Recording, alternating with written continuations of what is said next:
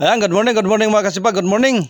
Panoorin po natin ito mga kasipag, itong itik po dito mga kasipag nga dumaan po dito sa bahay mga kasipag. Ayan, ang gandang panoorin mga kasipag, pagsama-sama talaga ang mga itik mga kasipag nga naglalakad. Ayan. Ganito pala talaga mga kasipag, kahit sa tao mga kasipag, sa mga tao kung sama-sama maganda ang resulta. Kasi ito na lang ang tingnan po natin mga kasipag, pagka sama-sama talaga ay talaga buo sila at ang gandang panoorin.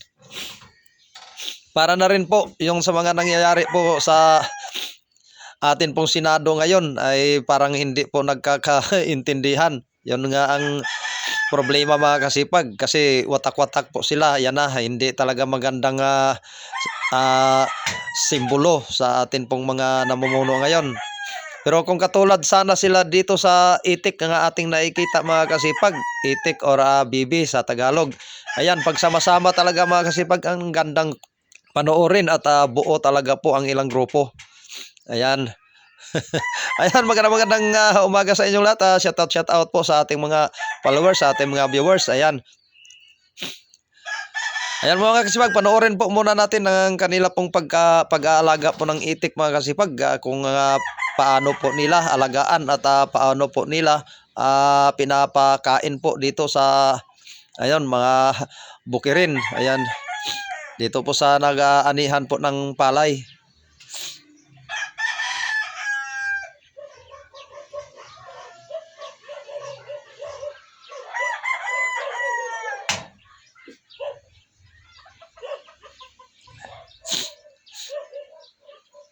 Ayan, ito po yung may-ari po ng itik mga kasipag or bibi. Ayan, ito atin pong makakausap mga kasipag. Ayan, kung mayroon po siyang maibigay na paraan.